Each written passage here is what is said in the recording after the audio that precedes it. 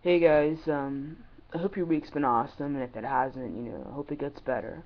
WallieBob here, and today we're going to talk about loneliness. Um, okay, so any isolation that may have come from transitioning. Um, I feel that I'm isolated in that I can't talk about certain things with people, or certain things meaning like new things that make it easier. Like when I found out about the TSW STP, I was so excited, and you know, people don't really understand why that's so exciting, or my partner didn't quite get it. I mean, she tried, and she listened to me, but it just wasn't the same as with, say, talking to maybe another guy about it. And it's hard. I mean, it's lonely because you know you can't really describe to someone what it's like to be displaced. You know, you know, mentally and emotionally displaced from a body that's not yours. So you can only describe it, and hope that maybe your words connect with some part of them that has been lonely before for something that's not really their fault or not something that they have say over.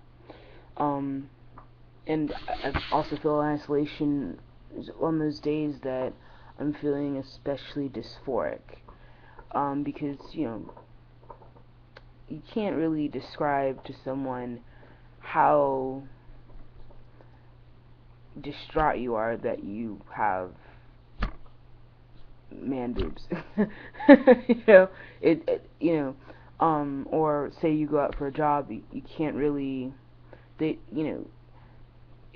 just sometimes it's a lapse in communication. Even if you know all of the correct words to say, it doesn't really completely define the depth of your emotions. I'm gonna stop harping on isolation. Um, what I've noticed is that I have to pull myself out of that isolation, that feeling of isolation, and find ways to connect with people. And it can be as easy as connecting with, like football, with motorcycles, um, musicals, um, just talking about what's going on in the news, things that people can bridge with. So say, I don't know, say that you are an avid Braves fan, and Billie Jean or Joe Schmo is like so into the Braves, or they don't know about the Braves, or they soar up and down that the Cardinals are way better. um you can talk about stats, baseball stats, or something that just kind of brings everyone together. And if you have nothing to talk about, you can always just learn about that other person. Um, I know that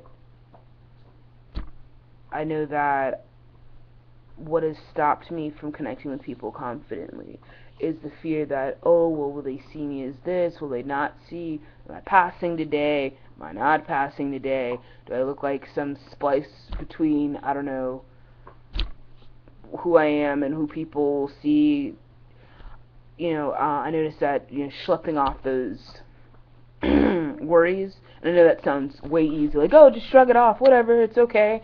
But it's not. But sometimes distracting yourself eh, with other things. So maybe, oh, we're gonna go out and have a beer, or we're gonna go out and play some foosball, and that's the goal. Not the goal isn't to pass. The goal isn't to look a certain way. The goal isn't to like fiddle with your shirt to make sure that it's not like sitting a certain way. The goal is to go out and have fun.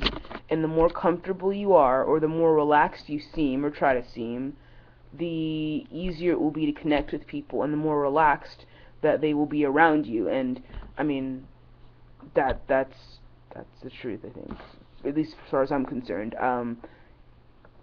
You know, think about the positive. I meme on or meme, I don't know what you call them, those little boxes with the lovely pictures and the script that says that, you know, it was talking about how we as people talk about our problems too much, talk about the positive, and if you keep your mind in a positive frame, you know, then things will get better, and the energy you put out will become far more positive, and no one will really worry about it. I mean, I'm sure there'll be somebody at some point, but it won't matter because you say what you say and then you move on.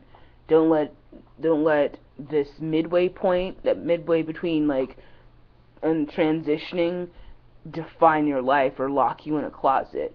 You know, you came out the closet to be free. You didn't come out the closet to go back in despair and sadness. Or, you know, yeah. And how to boost your self-esteem. Oh, how to boost your self-esteem. What I do for boosting my self-esteem, I go out and have fun. And that could be going to a roller derby race, watching a roller derby race. If money is short, you know, going out to taking the dog to the park. Go for a jog, man, that's free. You don't want to move, play some Xbox. And that's just, I guess, a mood booster, but I guess the way I see it is changing the way you view yourself, because self-esteem is how you feel about yourself. And sometimes you may have to lie to yourself. Like, truly, you may have to lie to yourself. And not lie to yourself like, oh, I'm the tallest man in the world, but more like,